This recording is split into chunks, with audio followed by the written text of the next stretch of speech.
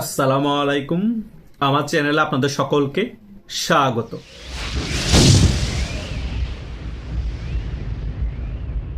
বাংলাদেশের সকল মানুষের মনে একটাই প্রশ্ন, এবং টকশোতে যারা আলোচক তাদেরও একটা প্রশ্ন: সেনাবাহিনী এখনো কেন ব্যারাকে ফিরে যাচ্ছে না?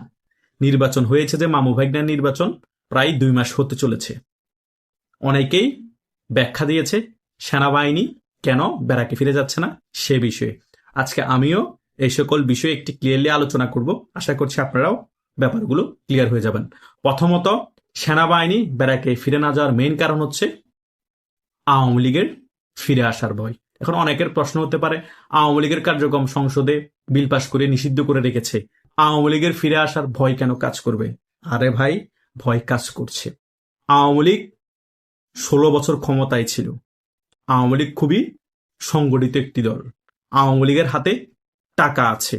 এখন যদি সেনাবাহিনী ব্যারাকে ফিরে যায়, আওয়ামী লীগ যদি টাকা ছেড়ে তার কর্মীদেরকে এবং জনগণকে একত্রিত করে সংগঠিত করে রাজপথে নামে, বিএনপি এবং জামাত, এনসিপি, টোকাই সকলে একত্রিত হয়ে আওয়ামী লীগকে ট্যাকেল করার ক্ষমতা এখনো এই সরকারের হয়নি এবং করতেও পারবে না। 1 সপ্তাহ আন্দোলনে এই সরকার পড়ে যাবে।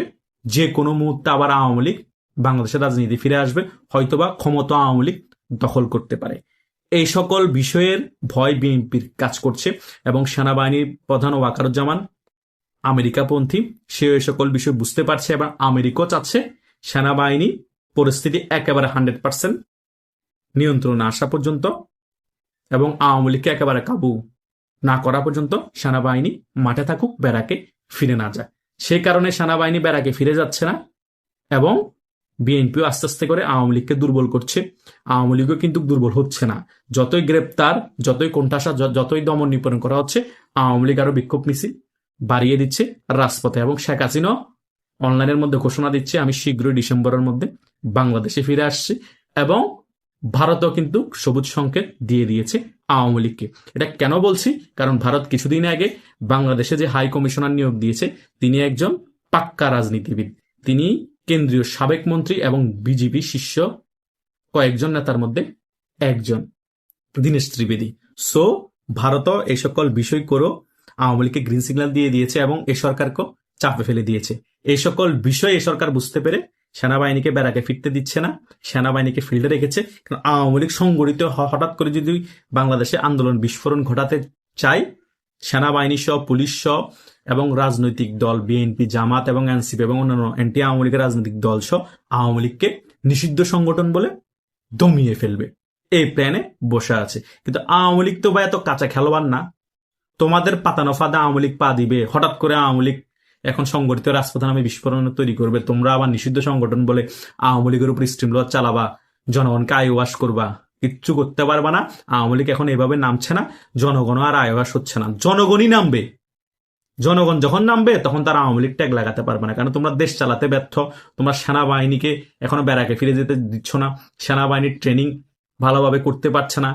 সো বাংলাদেশের কি পরিস্থিতি জনগণ আরো ভালো করে বুঝুক। জনগণই রাজপথে নেমে জনগণই তোমাদের বিরুদ্ধে আন্দোলন করবে। তোমরা টিকা দিতে পারছো না, শিক্ষা ব্যবস্থা ধ্বংস করে দিয়েছো, গ্যাস দিতে পারছো না, গ্যাসের দাম ডাবল হয়ে গিয়েছে, জ্বালানি তেল নাই, ওগুলার দাম বাড়িয়ে দিয়েছো। তোমরা বাংলাদেশের কোন সেক্টর ঠিক রেখেছো? প্রত্যেক ভিডিওতে আমার এই সকল বিষয়গুলো আলোচনার মধ্যে চলে আসে। কেন চলে আসে? কারণ এটা বলতে হয়, কারণ আমাদের জনগণ তো হুজুগে ভুলে যায় যে বাংলাদেশের বাস্তব অবস্থা কি। সো যেটা নিয়ে আমাদের স্বরাষ্ট্রমন্ত্রী সালাউদ্দিন সাহেব বসে আছে, যে প্ল্যানিংটা নিয়ে, এবং এই তারেক জিয়ার উপদেষ্টা সাহেব জায়েদুর রহমান, তিনি সাংবাদিক থেকে এখন বিএনপির নেতা হয়ে গিয়েছে, তারেক জিয়ার উপদেষ্টা হয়ে গিয়েছে, তিনি যে প্ল্যানিং নিয়ে বসে আছে, সো কাজ হবে না। যতই ব্রেনই হন, আওয়ামী লীগের মধ্যেও আপনাদের থেকে ভালো ভালো ব্রেনই বসে আছে। আপনারা যে দাবার চাল দিবেন তার থেকেও ভালো দাবার চাল আওয়ামী লীগ নিয়ে বসে আছে। আওয়ামী লীগের যদি বিশ্বাসঘাতকতা তার নেতারা না করতো, শেখ হাসিনার সাথে অনেকে এবং শেখ হাসিনার আশেপাশে যারা ছিল তারা না করতো, এবং আল্লাহ যদি না চাইতো, তাহলে শেখ হাসিনার পতন হতো না। এটাই হচ্ছে বাস্তবতা। কারণ শেখ হাসিনা তো দূরদর্শী নেত্রী ছিল। যতই দূরদর্শী থাকুক, আশেপাশে বিশ্বাসঘাতকতা যদি করে ফেলে তার কাছের মানুষগুলা, এবং তার পরিমাণ যদি অনেকেই হয়, তাহলে কি করবে? কিছুই করার নেই। সো পতন তো হয়ে গিয়েছে। এখন দুঃসময় আওয়ামী লীগ কিভাবে কামব্যাক করতে হয় এবং আওয়ামী লীগ কিভাবে দাবার চাল দিয়ে পাল্টা কাউন্টার অন্যকে কুপকাত করতো সেটা ভালো করেই জানে। এটা 1971 সালের পরে বারবার করে দেখিয়েছে আওয়ামী লীগ, এবং 1971 সালের আগেও করে দেখিয়েছে। যতবারে আওয়ামী লীগের কার্যক্রম নিষেধাজ্ঞা দেওয়া হয়েছে এবং আওয়ামী লীগকে নিষিদ্ধ করেছে, ততবারে আওয়ামী লীগ তার থেকেও দ্বিগুণ শক্তি নিয়ে বাংলাদেশের বুকে ফিরে এসেছে এবং ক্ষমতায়ও বসেছে। এটাও আগামীতে ঘটবে, খুব শীঘ্রই ঘটতে যাচ্ছে। সো সেনাবাহিনীকে ব্যারাকে ফিরান বা না ফিরান, এটাতে কিচ্ছু যায় আসে না, কারণ বাংলাদেশের 50 থেকে 60% মানুষ আওয়ামী লীগকে সমর্থন করে এবং আওয়ামী লীগকে ভালোবাসে। বাংলাদেশের জনগণই রাজপথে নেমে আওয়ামী লীগকে ফিরাবে। সো বাংলাদেশের জনগণকে তো আর আওয়ামী লীগের 200 ট্যাগ লাগাতে পারবেন না, আর আওয়ামী লীগের ট্যাগ লাগিয়ে জনগণকে তার স্ট্রিমগুলো চালাতে পারবেন না। সেখানে জনগণ মাঠে নেমেই খেলা ফাইনাল করে দিবে, আর সেই খেলায় জনগণই আওয়ামী লীগকে জয়লাভ করে দিবে। আর সেই জয়লাভে আওয়ামী লীগ আবার বাংলাদেশের বুকে রাজনীতি ফিরে আসবে এবং ক্ষমতার মসনদে বসবে খুব শীঘ্রই। আশা করছি ব্যাপারগুলো আপনারা ক্লিয়ারলি বুঝতে পেরেছেন। তবুও কোনো কনফিউশন থাকলে কমেন্ট করে জানাতে পারেন, আমি উত্তর দেওয়ার চেষ্টা করব। ধন্যবাদ সকল।